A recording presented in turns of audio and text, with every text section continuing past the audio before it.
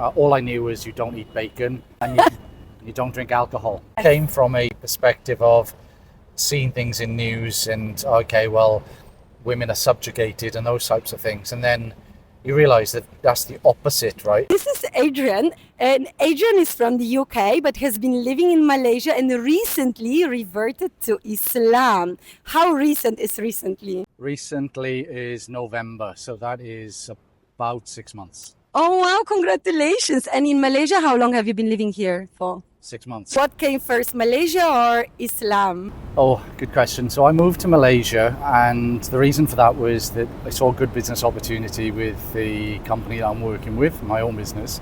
And also I was getting married. So my wife is Malaysian. Oh, Malay. Malay, sorry. Yeah. Malaysia, Malay. For us to get married, I had to revert. Right. So it wasn't in the top 10 things for me to do. I've been spiritual and always thought that there's something else, but not necessarily given it a name. And when I met Afika, we hit it off, and after a period of time, we discussed potentially moving to Malaysia and moving. So you guys met back in the UK? Actually, we met in Singapore. Okay, this story gets more and more interesting. So have you lived in Singapore before, or were you visiting? So I was running a conference. I was a speaker in Singapore, and my wife was in the crowd. And then he talks sense. He talks. I don't know if it's sense. He talks. Well, that's actually something I remind her of all of the time, that she paid to come and see me and listen to me. So as part of my journey, we fell in love, and we're thinking about where do we base ourselves.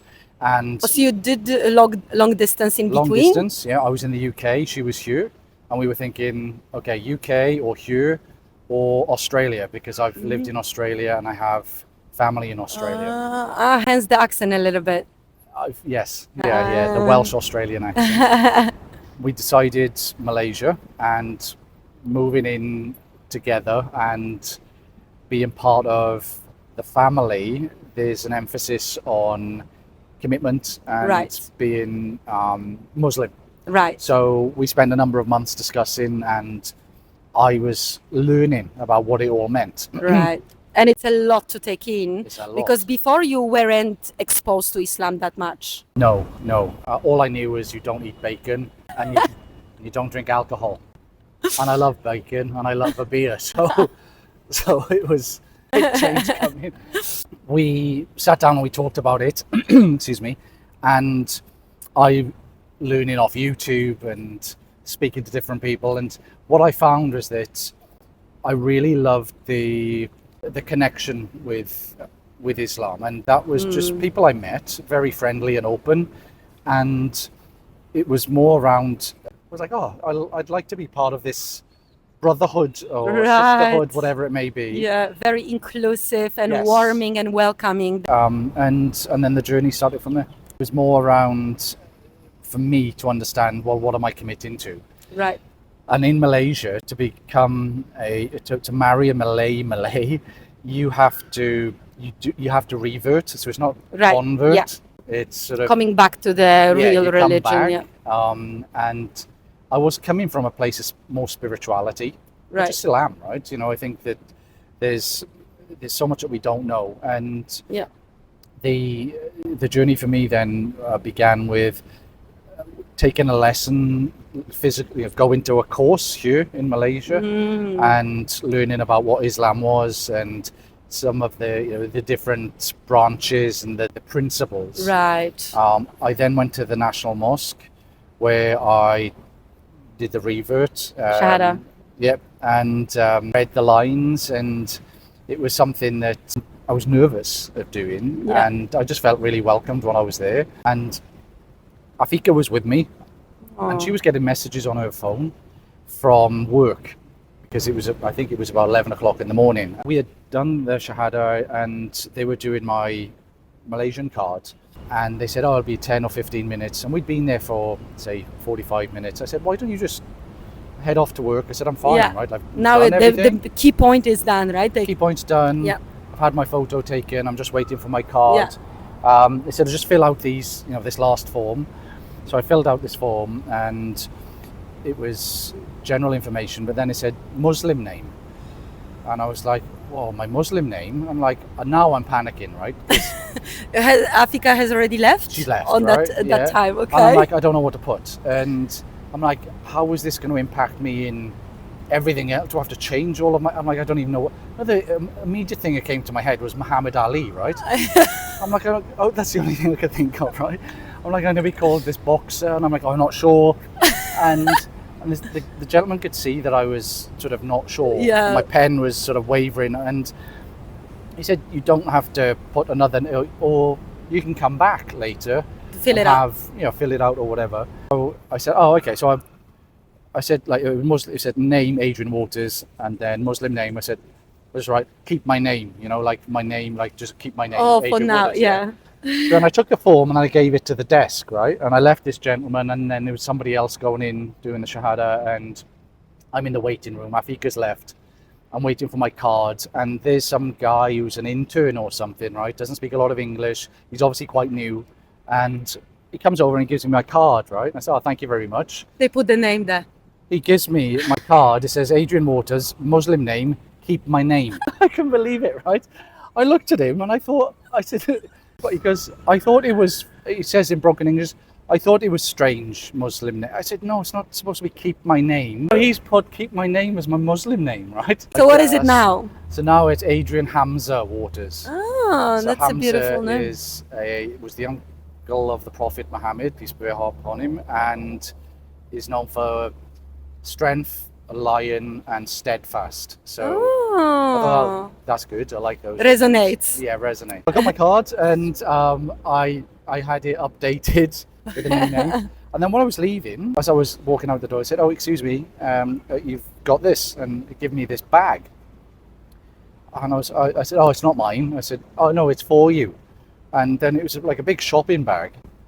And I said, sorry, what's this for? And it's your gift to celebrate you reverting to Islam. And in it was this like a prayer mat, the Quran, a really nice shirt. I was like, so I get all of these gifts, and then the gentleman says, "Oh yeah, we don't have your bank details."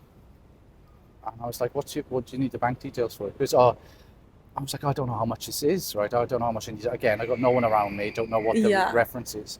Never done that before. Never done it before. I said, so what bank details? And they said, yeah, could we get your bank details to do the transfer?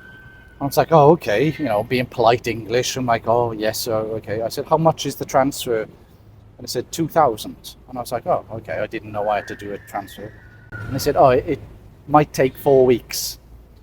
I said, 4 weeks for the transfer? She goes, yeah, but the time that we set it up and then I said, so you're going to pay me? You're transferring to me. So as part of reverting to Islam, as an incentive and to help you on your journey, for whatever it may be, you have... Welcome monetary gift. Yes, yeah. So I left richer and more fashionable. Richer in the whole spectrum. Yes. Soul and Yes. also bank account wise. Yes. Oh. So now people watching this are going to be like, sign me up. I hope they will have should do it. deeper motivation to do so. Until this point, what was like the most surprising things that you had no idea about in Islam? It's still a learning process and always will be. And I know less than 1%, so I'm really not in any position to have much insights into it because I'm such a beginner and starter, but I'm loving the process. And I found that the biggest surprise for me is the welcome I get.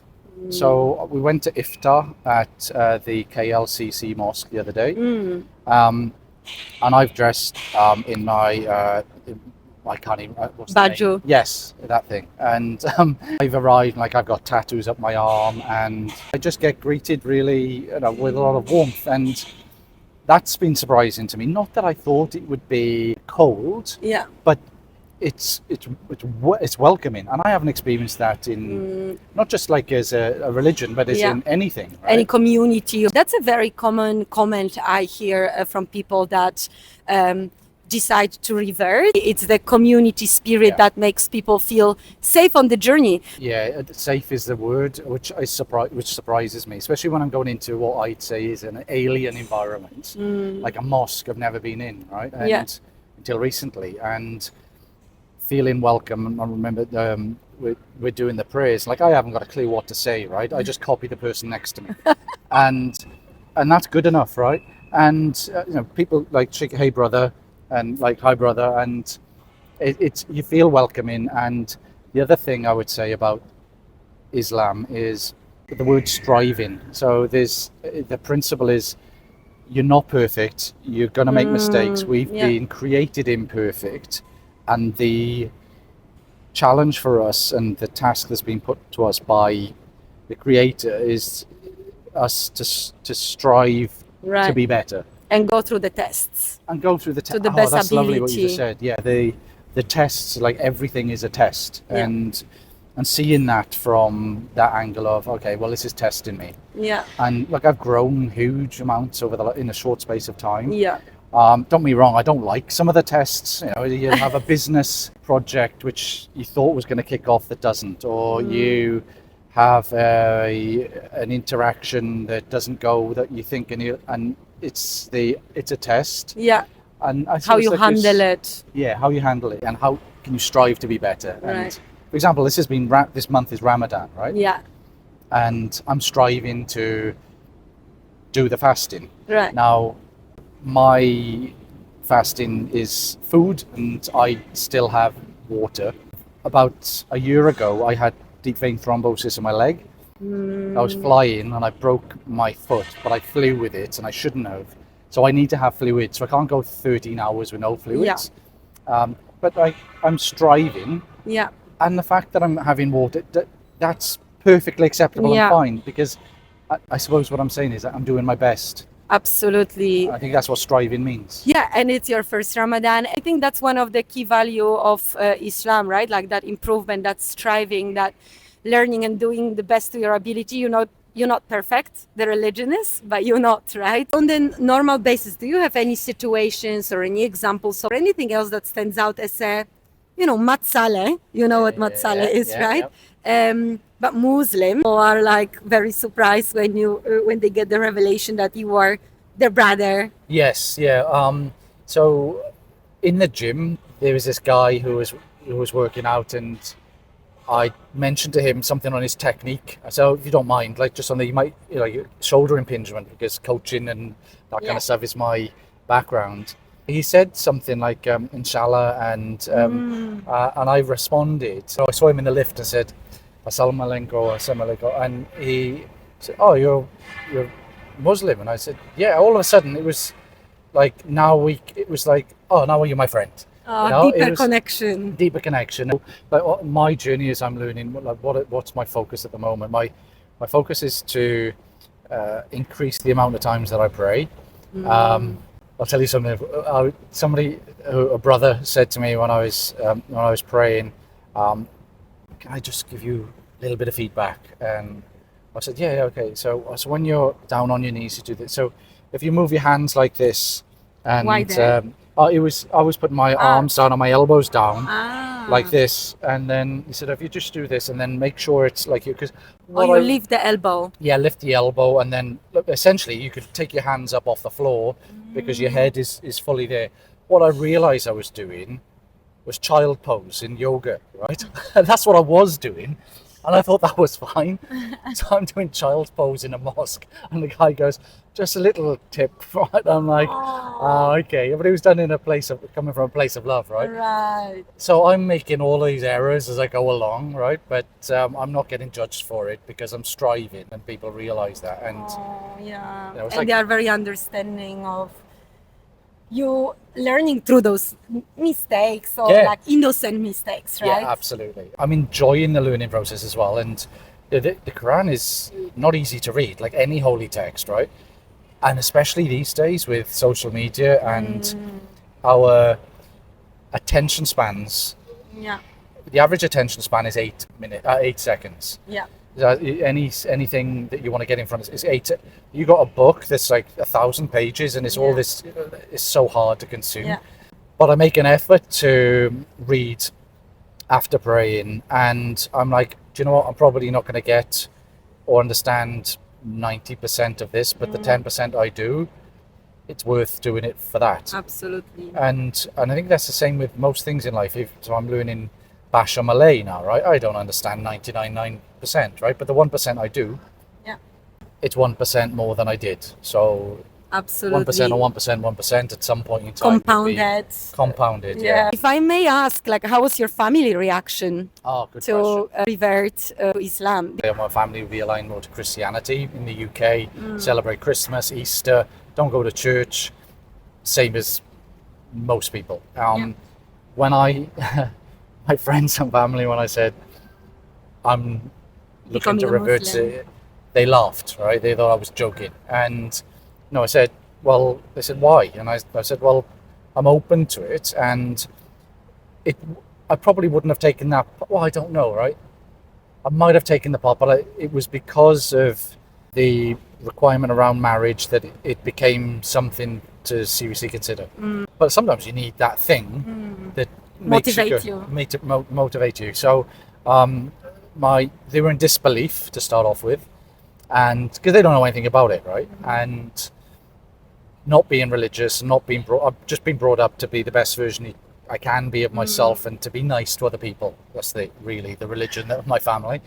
So there wasn't any sort of like hard pushback, but there was sort of why that, and why really are you going to be doing these things because you like to do this and this, and that stuff you can't do. And I said, I don't know, but I'm going to try. And they've been, after that initial kind of knee-jerk reaction, have been supportive, and it doesn't really come up in much conversations because it's sort of basically, are you happy? But yeah, that's all that matters, right? And I'll be dressed, and I'll send a picture to the group WhatsApp to friends and family, and they're like, "Oh, you're looking great," well, that's nice. I got my Baju Melayu on, and I like putting that stuff. So they're supportive, and also it's been interesting because I've had friends then that are asking me and intrigued. I said, "Look, I don't know nothing, but what I do know, the 1%, is sort of this," and I sort of share my experiences, and they see through my actions the positive impact it's had, and it's generated awareness, I suppose, in areas and through like friends and family that maybe would be closed off to it. Right. Or never even interested, right? Or not being interested, yeah. And look, don't be wrong, right? There's perceptions, and I had them as well, around sort of Islam and these things that you see in the news, in certain cases, negative stereotypes and things. Right. And don't be wrong, right? I've been exposed to those as well. And it's sort of, I suppose my experience as well has been unlearning some of that stuff. And one of the beautiful things that was said to me, which was, don't take anybody's, but just experience it for yourself and just see how you feel. And I found that I've benefited, and I think I can contribute as well. And it's this structure, right? And I think in this day and age, and I've struggled when you're the master of your universe and there are no rules, you can be everywhere and anywhere at the same time, and I find swayed into a lot of directions. Yeah, and like it helps me bring some structure around what to do, what not to do, and I have a faith now that I didn't necessarily have before, which allows me to, if I've got faith in something that's bigger than me, so it allows me to see a problem as an opportunity to be tested. But I've got faith in something bigger that I'm like, oh, okay, I'm not being put in this situation for no reason. Yeah, there is a purpose in everything. There's a purpose, right? So there's some massive challenges I've had in the last few months since reverting, and don't be wrong, the pain or the fear, those things are still there, but I've pushed through.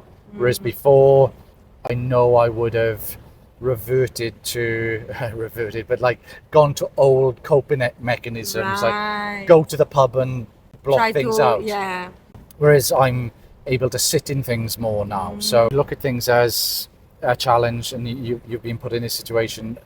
I found that I've grown a lot through these things, and no, it's brought the best out of it. The other surprising thing was around how much emphasis there is on empowering women and women's rights, because I Yes. came from a perspective of seeing things in news and, okay, well, women are subjugated and those types of things, and then you realize that that's the opposite, right? And then when you get married, the one thing I learned on my weekend, learned to be a Muslim weekend, was and marriage, was that 100%, if the wife works, 100% of the wife's salary goes to the wife, and 80% of your salary goes to the wife. And I'm like, whoa, say that again. Just go back one slide.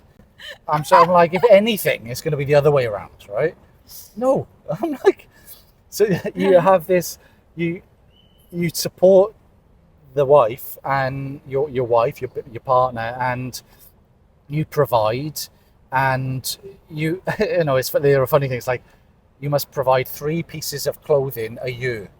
Well, I was happy with that, right? Because 3 is a massive I'm decrease. sure your wife is gonna 100x it. Oh, well, yeah, I was like, okay, well, we can go from 103 to 3, but that didn't work, right? I found that the huge emphasis is on the female, and Absolutely.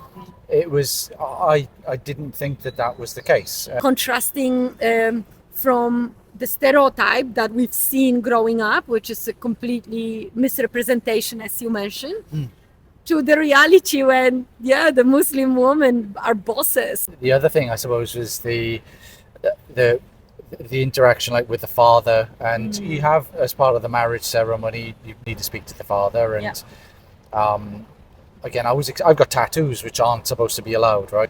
But I was accepted in, and I went with, like, short sleeve, so I'm like, I am who I am. You also get the clean state, right? Like when Yes. you revert, Yes. whatever you've done before, it doesn't really count. So Yeah. you've got your life before, and now the Life actual after, life yeah. after. And that's really, I know it's only a conceptual thing, but that's hugely powerful as well. If you've got, as we all have, right, some baggage, right? Yeah. Your past doesn't define, I believe the past doesn't define you, it refines you, and it's how you use those things. And there are things that, I've made mistakes, like everybody, is the human condition, right? Yeah.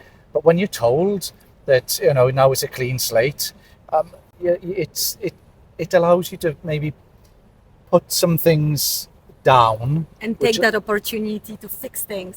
Yes, or maybe those things can't be fixed, they're just gone. They're decisions that you've made, or something that happened, or you've said, but it's gone. And once you leave that go, you make room for something new. The non-alcohol thing as well, right? Like, I haven't been to so many parties with no alcohol in the last 6 months, right? And they're the best parties I've had, right? All good fun. I used to think you needed a drink to have a good time, but that was the culture I grew up in. Sport, beers, and now it's like sport and maybe non-alcoholic beers. And makan. Yes, yeah, exactly. That learning is, again, it's not a learning, it's an unlearning. Unlearning. About, you don't need these things that commercially successful for these big companies. Yeah, And you can correct. just have fun without. It surprised me that you give 10% of your earnings, if you can, to those who are less fortunate, and that's a beautiful thing that not a lot of people do, and that way you're giving back, and the community aspect to it is like it's helping each others. Like, and having moved to Malaysia and reverted, there's a business partner that I'm looking to bring in on an opportunity that we have here, and I know he's gone over and above what you would normally do as a business partner to help me as a new revert in Malaysia. And if this was in the US, UK, or Australia, it'd be very much, what's the return on investment over what? And that is definitely part of the conversation. But I also know, as a businessman, he's doing more than that, and it's not as commercial. It's 80% commercial. More genuine. More genuine, and it's like, how can I help another brother? He's a very successful business person. Doesn't need to help or support me or anything, but does because he sees the opportunity. But also, I think that there's an element of I want to be of service and help. What were the biggest stereotypes about Islam that now, as a Muslim, you would like to straighten or clarify? Okay, biggest stereotypes I had. Or previously. misconceptions you had or you've heard before you reverted? So what you'll see in the news in most of the UK, Australia, and France, and the US, mostly negative stories, and that would be something's happened in the Middle East, or there's something that's happened where there's like a terrorist attack or something, and then there's that stereotype. Now, there are terrible people in the world who are Muslim. There are terrible people in the world who are Jews. There are terrible people in the world who are Christians. There are terrible people in the world who are Buddhists, Hindu, Taoism. Like, I think when you take all of the original, they're just terrible people in the world, right? Yeah. There are amazing people in the world. And the way that I sort of like look at this, if you think of sport, right? You've got sports events where people turn up, and then you can get violence in crowds, right? Now, is that the football team's fault, or the individuals that are turned up and have put on those teams' colours, right? So if Barcelona have an instance where there's big fighting and all of this kind of stuff happening in the crowd, is it Barcelona's fault, or is it the misbehaviour of the individuals that have donned a Barcelona top and then want to have a fight against Real Madrid, right? It's the person, it's not Barcelona. So I think that you have people that take things to extreme in anything. And label. So I think that I've realised that there's that misconception is... My biggest thing was like, it's nothing like what I've seen in... You don't get in the news, you don't generally get good news, do you? No matter what. It doesn't matter what it is. It's always just not good news. But I've just found that there hasn't been any negativity about other religions. I think that's one of the misconceptions, is that it's not like you see in the news, number one. Number two, I think that the ask questions is something that's sort of come through a lot, which is, I said, don't just take it from what you've been, like, you should question and you should ask. Like, I'm like, why can't I eat pork? Like, I still don't know the answer to that, right? So, like, is it a dirty animal or what? I don't know, right? It's like, but I'm trying to understand. It's an encouragement to ask questions about certain things and not to just take things on face value. So it's open and embrace it. It's not like you see in the news, and be curious and open-minded. Be curious and open. Okay, and last question.